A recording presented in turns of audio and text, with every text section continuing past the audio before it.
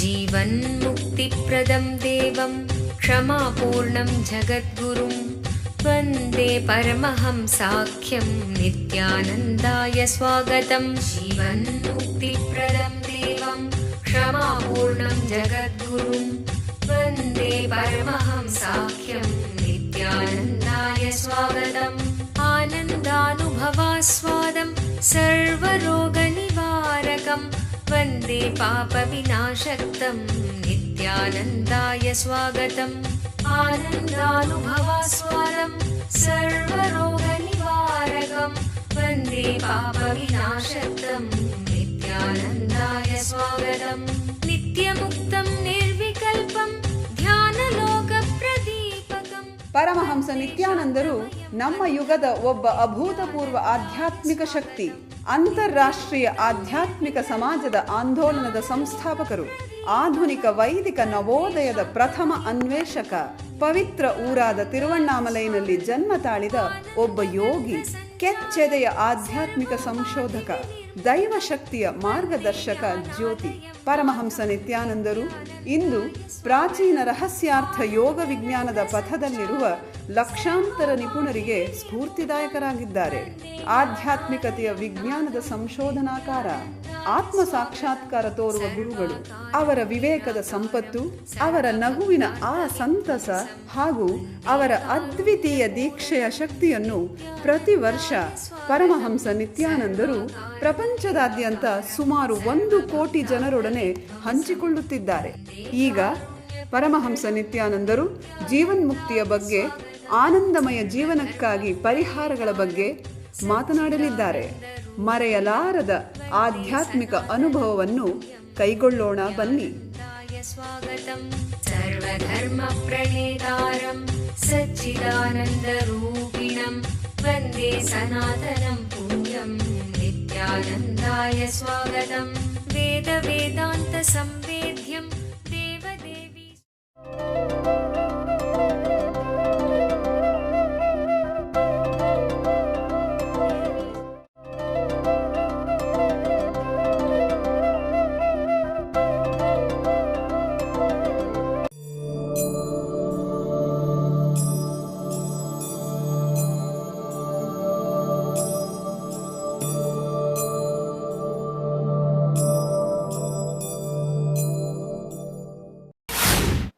Many times you don't even know why this problem is continue to exist.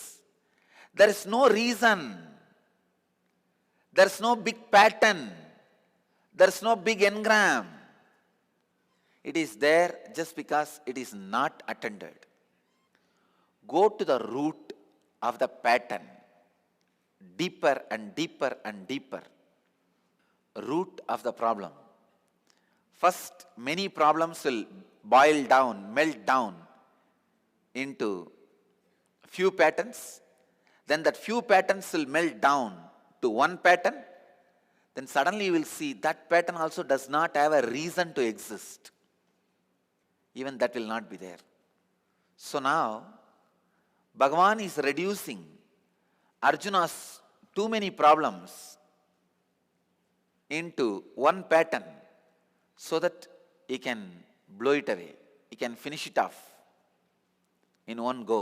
Let's see how Bhagavan is awakening Arjuna, bringing him down. Bhagavan is talking about the origin of this science. Now he is giving introduction to this whole science, because Arjuna must have been with a doubt. Are you teaching something on your own to me? Just because you want me to fight? No, many disciples have this doubt. Maybe he is talking something, whatever he comes to his mouth, because we have to work. So Bhagavan is giving the reference, no, this is the most ancient truths, sacred secrets. And Bhagavan is also clarifying. See, you have 2 doubts. One, maybe he is teaching something on his own to make us do whatever he wants us to do. Another doubt, maybe he is copying from somebody earlier He is not telling something original. See, both. Now, this is the biggest problem. These are all the methods human minds avoid masters and their teaching. Now, Bhagavan is answering both the problems. This is the oldest sacred secrets, truths, practiced by humanity. Second, even when it was oldest, it is me who has revealed. So he is answering both the problems. Bhagavan is answering the problem of, is it time tested, foolproof? He says, yes. Surya taught to Manu, Manu to Ikshvaku, means oldest life science, oldest process of inner awakening. Then he is answering the next problem. Then you are repeating the same thing like a parrot. It is not your experience. Bhagavan is saying, no. Even the first time, thousands of years before, it is from my experience I repeated. I expressed. It is my experience and the oldest process of inner awakening. What a problem, you see. How difficult to handle human beings. Because they have answer for everything. They have some way to push the master aside in every possible way. They say, you do anything you want, but let us keep 10-meter distance. You tell whatever you want from there itself, we will leave whatever we want from here itself. Non-understanding. I tell you, you are in mess. This undecaying science of intense action, I narrated to Vivaswan. Bhagavan very clearly says, this science, he himself narrated to Sun God, who said it fully to Manu, who in turn narrated it to Ikshvaku. Through this verse, Bhagavan is clarifying two things. One, the truths, the science of inner awakening which he is teaching is time-tested, foolproof, ancient, authentic. Second thing is clarifying, it is his own personal experience. It is from his very self. It is from himself, directly expressed. Krishna and Sun God, both of them are lost in time for us. Both of them are thousands of years old. So we don't have any problem in believing. Krishna only taught to Sun. But at that moment, it is not easy to believe. When Krishna says, Krishna is 33-year-old man sitting. When he taught Bhagavad Gita, he was 33. 33-year-old man saying, hey, I taught this to the Sun God, who is millions of years older than him. That is why I say Krishna is my personal hero. I admire his realization about himself and his courage to express it in the words and his honesty with his experience. God. Beautifully Bhagavan is explaining and expressing, saying that he gave this science millions of years before to Manu, to Vivaswan. Vivaswan is Sun God. From Sun God came to Manu. Here, Bhagavan is describing to Arjuna, I gave this science of inner awakening to Sun God, to Vivaswan. It really needs courage and guts. But on ultimate thing, the amazing thing, Arjuna trusted. He is not the guy who will trust. I don't know whether Arjuna's logic has become tired and he trusted, or he said, all right, let me tolerate, otherwise he will give one more philosophy for this also. I don't want any of that now. Let me just keep quiet. Arjuna trusts. When Krishna said, I am the one who taught this science. I tell you, you cannot learn spiritual knowledge from husband or wife or close friend. I have seen any spiritual things, if husband tells or wife tells, no. The truth may be right, but you are wrong. You cannot be right. Same way, close friend. Hey, I know you out and out. Arjuna may be thinking, you fellow, you are such a womanizer and you do everything. How can you teach me all these great signs of enlightenment, inner awakening, jnana, karma, sannyasa, something is wrong. Either you are repeating from some scripture or you are telling something on your own to make me do. How to handle this cunning creativity? That's what exact word I have to use. Cunning creativity. Creativity not in the right sense, with cunningness. Bhagavan is handling it very beautifully, saying, it is the oldest sacred secret, the inner science, science of inner awakening. Then he says, it is my own experience. It is from my very inner space. ಖಿನ್ನತೆ ನಿಮ್ಮನ್ನು ಕೊಲ್ಲುತ್ತಿದೆಯೇ? ಭವಿಷ್ಯವನ್ನು ಎದುರಿಸಲು ನಿಮಗೆ ಭಯವಾಗುತ್ತಿದೆಯೇ? ನಿಮ್ಮ ಹಿಂದಿನ ನೆನಪುಗಳು ನಿಮ್ಮನ್ನು ಕಾಡುತ್ತಿವೆಯೇ? ಇವೆಲ್ಲಕ್ಕೂ ಮೂಲ ಕಾರಣ ಬಾಲ್ಯದಿಂದಲೇ ಸಮಾಜವು ನಿಮ್ಮಲ್ಲಿ ಸೃಷ್ಟಿಸಿರುವ ನಕಾರಾತ್ಮಕವಾದ ಮನೋವೃತ್ತಿ, ಅಂದರೆ ಸಂಸ್ಕಾರಗಳು. ನಿಮ್ಮ ಸಮಸ್ಯೆಗಳಿಂದ ಹೊರಬರಲು ಒಂದೇ ಮಾರ್ಗವೆಂದರೆ ಈ ನಕಾರಾತ್ಮಕ ಮನೋವೃತ್ತಿಗಳನ್ನು ನಾಶಗೊಳಿಸುವುದು. ನಿತ್ಯಾನಂದ ಸ್ಫುರಣ ಕಾರ್ಯಕ್ರಮ ಪ್ರಬಲಯುಕ್ತವಾದ ಧ್ಯಾನ ತಂತ್ರಗಳ ಹಾಗೂ ಪ್ರಕ್ರಿಯೆಗಳ ಮೂಲಕ ನಿಮ್ಮಲ್ಲಿ ಆಳವಾಗಿ ಬೇರೂರಿರುವ ನಕಾರಾತ್ಮಕ ಮನೋವೃತ್ತಿಗಳಿಂದ ಮುಕ್ತಗೊಳ್ಳಲು ಸಹಾಯ ಮಾಡುತ್ತದೆ. Your life is basically bliss. Anything you feel other than bliss is a samskara, engraved memory. These 4 days I am going to remove those engraved memories from you. ಮಗುವಾಗಿದ್ದಾಗ ನೀವು ಅನುಭವಿಸಿದ ಆ ನಿರ್ಮಲವಾದ ಮುಗ್ಧತೆಯ ಆನಂದವನ್ನು ಮತ್ತೆ ಕಂಡುಕೊಳ್ಳಲು ಒಂದು ಮಹತ್ತರವಾದ ಅವಕಾಶ. ದಿನಾಂಕ ಮಾರ್ಚ್ 1 ರಿಂದ 4, 2012. ಸ್ಥಳ ನಿತ್ಯಾನಂದ ಧ್ಯಾನಪೀಠ, ನಿತ್ಯಾನಂದಪುರಿ, ನಿತ್ಯಾನಂದ ನಗರ, ಮೈಸೂರು ರಸ್ತೆ, ಬಿಡದಿ, ಬೆಂಗಳೂರು. ದೂರವಾಣಿ ಸಂಖ್ಯೆ 1800-425-22333, 0974-220-3311.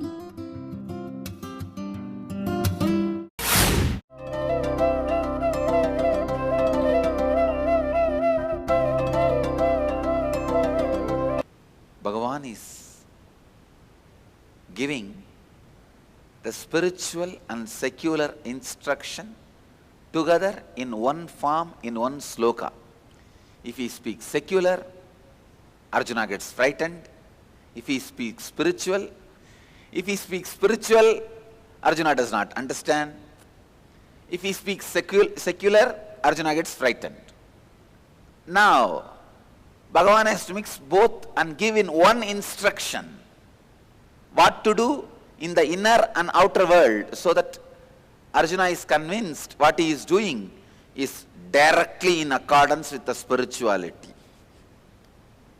Beautifully, Bhagavan is putting the word. Jahishatrum mahabhago kamarupam durasatam. I tell you, this is one important sacred secret you need to know. Whenever you are working out of greed, tiredness for the work happens.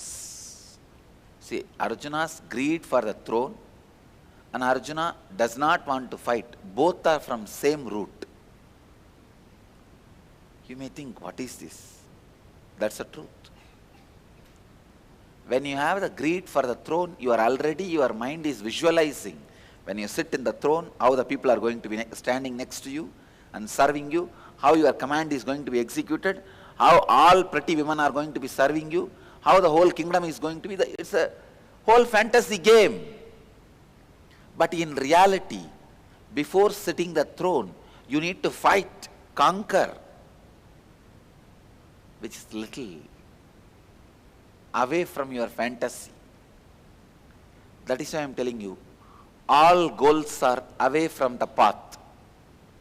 So any fantasy about any goal moves you away from the path, makes the path distaste, makes the path unenjoyable, makes the path boring, dull. And not only that, greed always creates a friction in you. You hate that pattern. That pattern you feel, the moment it comes itself, you feel that tamarind taste. I tell you the taste of each emotion. Joy, little sugarish, but not sweet. Greed, the tamarind taste. Hatred, green chili taste. Guilt, red chili, gongura chutney taste. But the tastes have nothing to do with the emotion. Don't think if you eat the sweet you will have the joy. No, no.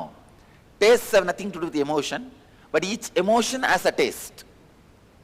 Desire, by its very nature, the taste it creates becomes very non-digestible. If you are having desire for some object or person or money and unable to work to achieve that, be very clear, both patterns are from same root. Bhagavan is saying, thus recognizing the preeminence of discrimination means the importance, superiority of discrimination, having strengthened your capacity to reside in consciousness, having strengthened your ability to make decisions from consciousness. Oh, mighty armed one, destroy the conqueror in the form of desire that is difficult to be accomplished. Bhagavan is giving both instructions together. Destroy your desire and the enemies. He says, you conquering your desires and destroying your enemies are not two separate actions. Through both actions are from same root and both will happen simultaneously. I have seen many times when I tell some disciple to come out of some outer world difficulty, by the time he comes out, he has come out of inner world difficulty also. ಓರ್ವ ಅವತಾರ ಪುರುಷರಿಂದ ನಿಮ್ಮ ಜೀವನಕ್ಕೆ ದಿವ್ಯ ಮಾರ್ಗದರ್ಶನ ನೇರವಾಗಿ ಬೇಕೇನು? ಪ್ರಸ್ತುತಪಡಿಸುತ್ತಿದ್ದೇವೆ, ಕರೆ ಮಾಡಿ ಪರಮಹಂಸರೊಡನೆ ಮುಖಾಮುಖಿ. ನಿತ್ಯಾನಂದ ಹಿಯರ್. ಇಡೀ ಜಗತ್ತಿಗೆ ಪರಮಹಂಸ ನಿತ್ಯಾನಂದರು ಮತ್ತೊಂದು ಅಪೂರ್ವವಾದ ಹಾಗೂ ಅಸದೃಶವಾದ ಉಡುಗೊರೆಯನ್ನು ನೀಡಿದ್ದಾರೆ.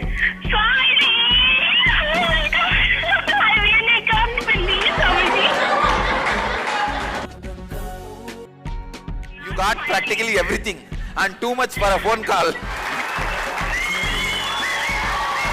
ಪ್ರತಿದಿನ ಬೆಳಿಗ್ಗೆ ನಡೆಯುವ ಸತ್ಸಂಗದ ಸಮಯದಲ್ಲಿ ನಿಮ್ಮ ಎಲ್ಲಾ ಪ್ರಶ್ನೆಗಳಿಗೂ ನೇರವಾಗಿ ಉತ್ತರ ನೀಡಲು ಅವರು ಲಭ್ಯವಿರುವರು.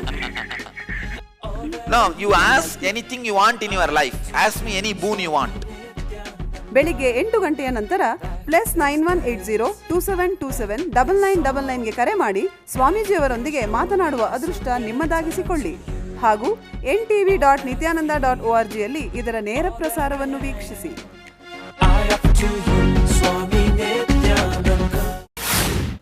When you are in a crisis and you handle it well with a spiritual solution and come out of it, not only your outer crisis is solved, I tell you, inside also you are transformed.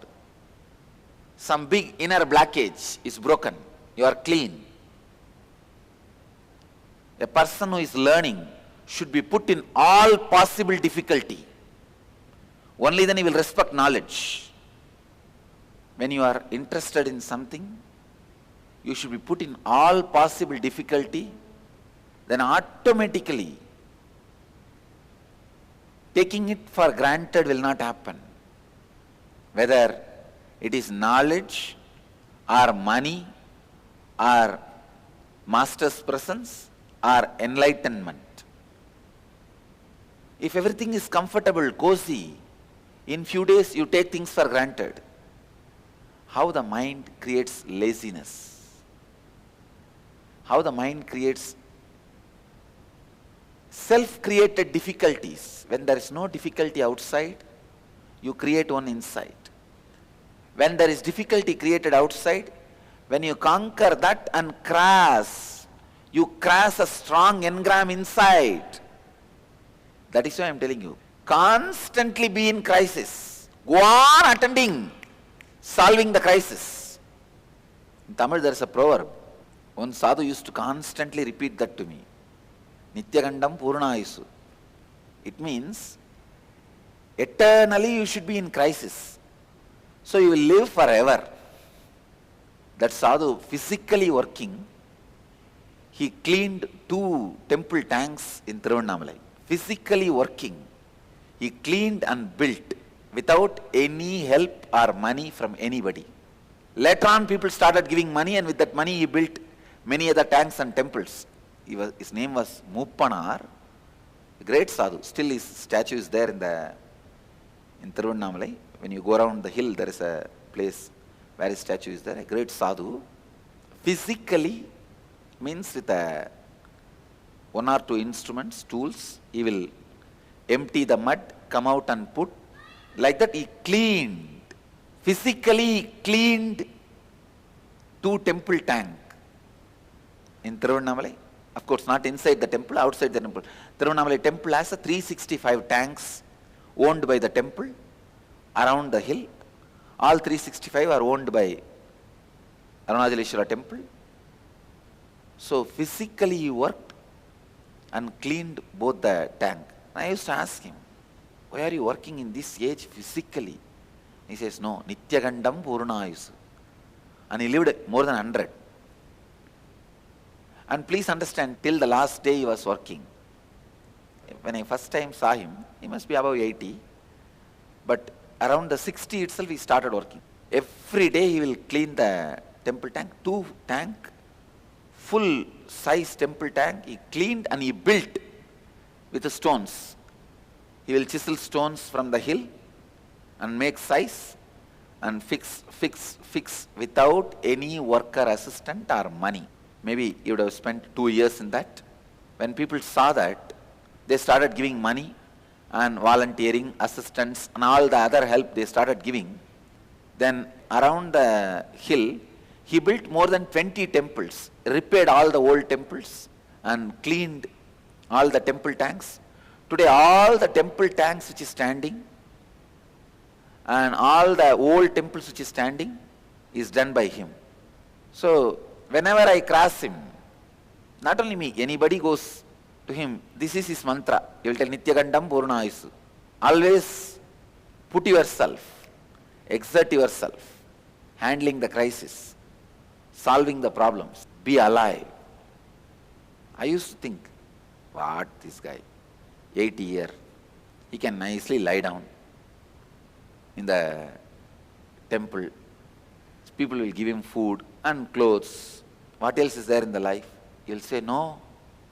When I ask him, sometimes I used to ask, why don't you lie down and rest? And he will tell, constantly you should be having the problems or creating one. See, when I say problems, I am not saying the difficulties you create by your wrong actions. No, not that. Difficulties you face when you create, by constantly creating. This sadhu did not do something wrong and created problems for himself. No. Constantly creating. It was such beautiful inspiration to see. When I met him, when I started seeing him and all, he started having assistants, but he himself will be physically working. He will be there. He will tie a rope like a parapet wall for him, hold that rope and walk the sand in his head and empty the tank physically, constantly facing difficult moments, conquering the outer situations. Not only you come out in the outer world problems, many patterns inside breaks. if you are not taking up the responsibility and living, patterns inside won't break. It will be there. All those patterns will be there, just fresh. Patterns will be broken only when you handle outer world situations. So Bhagavan is giving a beautiful instruction. Mahabaho means mighty armed one. O Arjuna, establish yourself in consciousness, understand the power of discrimination, and conquer the desire and the enemies, both at a time. When you wage the war and destroy the enemies, you will come out of the desire to be a king also. Knowing the power of discrimination and staying in consciousness, Mahabaho, Arjuna, conquer the desire and the enemies. It's a straight instruction. I can say, straight instruction for all of you. The sacred secret you need to understand from this is constantly be courageous, take decision from consciousness, and go on solving your outer world crisis. Go on solving your outer world problems. Don't be tired. Don't relax. No retirement in cosmos. There's no question of retirement. Not only you will be solving the outer world problems, you will create a beautiful inner space where all patterns are broken and you are liberated. So with this sloka, the third chapter ends.